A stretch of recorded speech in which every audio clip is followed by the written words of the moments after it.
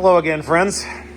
So, as is the case with this car, something new has occurred, which I hadn't counted on, but it'll be another journey into unknown lands, and I'll have to see what I find. The other day, I was trying to get it running, and it wouldn't start, and it ran out of gas on me.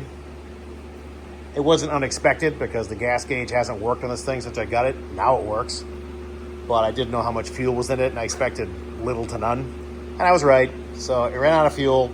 I put gas in it, got it running again, and I noticed I smell fuel now at the back of the car.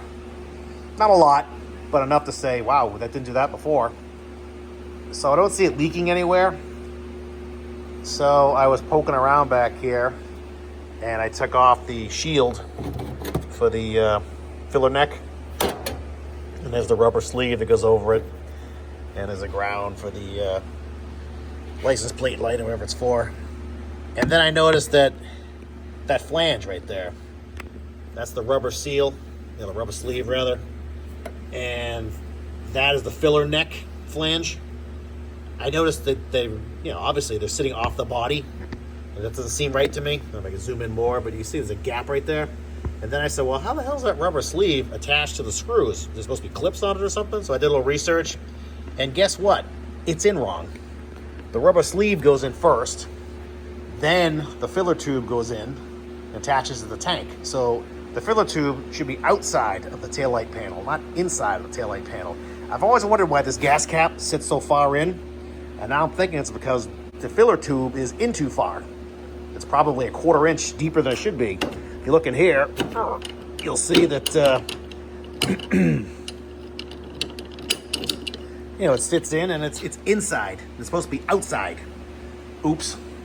I had bought an SS gas cap because, this black taillight panel, black cap, they're nice, but the SS gas cap makes it, and it wouldn't fit. It hits the screws, rubs on the screws, and it wouldn't grab the neck right. So I said, well, it's a cheap Chinese cap, right? Well, now I'm wondering, is it because this thing is too far in? Maybe that's the problem. So I got to take it apart and see if I can get it to sit the correct way. And while I'm in here, there was a modification to Firebirds that they would weld in a small nipple in the filler neck, somewhere around the top here, around 12 or 1 o'clock. And you put a vent hose to it under the car to vent it somewhere else rather than, some masses in the trunk. What I would probably do is run a vent hose to a charcoal canister so it'll absorb all the fumes. And then you can plumb it to the engine if you want, so it sucks it in when it starts the engine. But whatever, at least it puts all the fumes in a charcoal can so you're not smelling them. So I'll probably do that while I'm in here. And there's plenty of room to work around this thing, it looks like. So let me get it apart and see what's what. Something ain't right, and now we'll make it right. So I took out the screws for the retainer piece for the sleeve. And you can't really go very far with it, but it will move eventually. And if you get down here behind the license plate, you can see that the gas filler neck attaches to a rubber hose right there. 2 clamps on it, so I got the top clamp off. And now I took the screws out of here. I need to wiggle this thing out somehow. My friend put it in, so it's got to come out, right? We'll see. Okay, I took everything out. That was fun. It's always fun taking something out of a spot it really should be jammed into, but I got it. So I trial fit the filler neck back in on the outside of the body, and guess what? The gas cap, the SS gas cap fits, and the original gas cap fits nice and flush to the body. Son of a gun. So now all I gotta do is drill a hole for my vent, weld in a bung for my vent, fit this all back in, make a little slit in that thing for the vent hose to slip through, and we will be done. All right, I cleaned up the fill pipe. I made a fitting to go into it. It's just a 3/8 nut that I tapped to 1/8 pipe, and I turned it down so it fits inside the hole in the pipe. It's a 1/2 inch hole, and welded it in. Fitting fits in it. I'm probably gonna put some epoxy around the outside of the weld just to make sure it is vapor free. And I will reinstall this guy and get the show on the road. All right, the pipe is ready to go. Put a lovely coat of epoxy over my welds just to make sure there's no vapor or fuel leaks anywhere. I poked a lovely hole in this rubber sleeve. I used my punch set, which I think I've said this before in videos, making gaskets or just stuff that requires a nice clean hole. These sets are great. I mean, they're only like 25 bucks. It's a cheapie if you got it off Amazon. But keep it in mind, I purposely made the hole a little bit in the small side because, again, I'm paranoid about vapor leaks out of here, or liquid fuel coming out when you're filling the car up. I mean, it's way up high. This is the top, and the filler neck hopefully will sit down past that hole, way down like here maybe. So it shouldn't be a problem. But as a friend of mine used to always tell me, just because you're paranoid doesn't mean everybody's not out to get you. So it pays to do the best job you can do to stop leaks. So like I said, I made this hole purposely small so the threads barely fit in here. I don't know if I can do it one-handed, but maybe I'll throw it in the vise and try to show you. I purposely made the hole a little small because I want this fitting to fit in super tight and snug. So basically, once it's in the car, it'll be like this. And then you gotta just feel this guy in there, like, key it into the hole.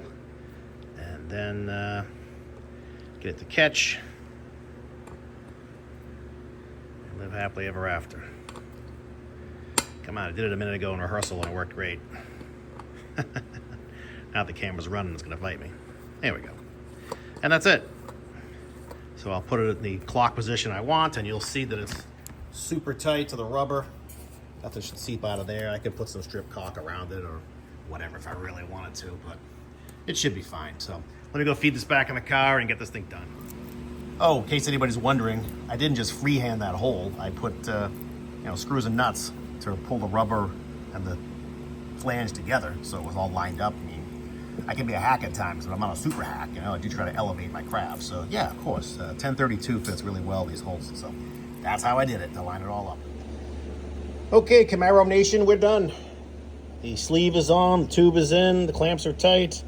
I put new bolts in these guys because they were getting kind of loose, and they're like number 6s anyway. So I had some nice stainless bolts. I stuck them in. I moved the ground to this wall right here, the support, because I didn't like the idea of it going through a metal flange and then through a rubber sleeve, then into the floor. I like my grounds to be as direct and good as possible. So I moved it up to here, a nice easy to access spot at the end of that cover, so you won't see it anyway.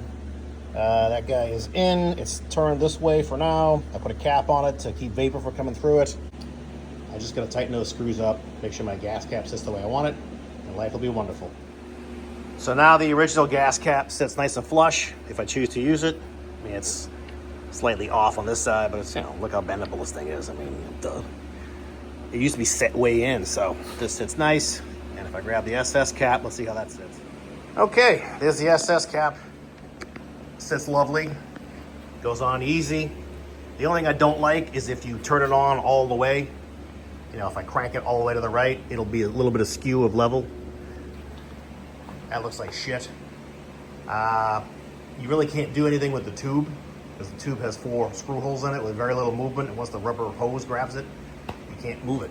So I'll have to just tweak it back a smidge when I get gas. Unless I could get into that tube and tweak it a little so it stop it a little bit more abruptly. I'll see what I can do. I'm not gonna go crazy. One last thing I'll show you, just because I'm super restoration guy. yeah, that's what I do, yeah. The original gas cap had a metal lanyard on it that went to this screw hole, so it would tether to the tank, so you couldn't, to the car rather, so you couldn't drop it, nobody could steal it. I took it off because originally it wouldn't fit very well, and I wanted one less thing in my way. I could probably put it back on or devise something, but I don't know if I need it or not. A lot of guys on the internet say they cut them off because they scratch the paint, because this thing hangs down here, and your lanyard goes from here to here. I don't know. We'll see. I don't think I'm going to put it back on, but I just want to let you know that yes, there's supposed to be a lanyard there, a little piece of braided steel wire rope, just so no hot-fingered people can steal your cap. So there you go. We're done. I'm gonna put the plate back on and then call it a day. Start doing the convertible top installation.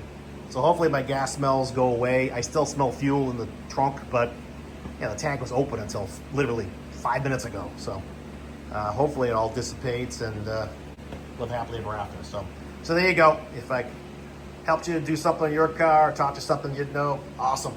If I didn't, I'm sorry, not the longest video you had to suffer through. So there you go. Thanks for watching, and I will talk to you later.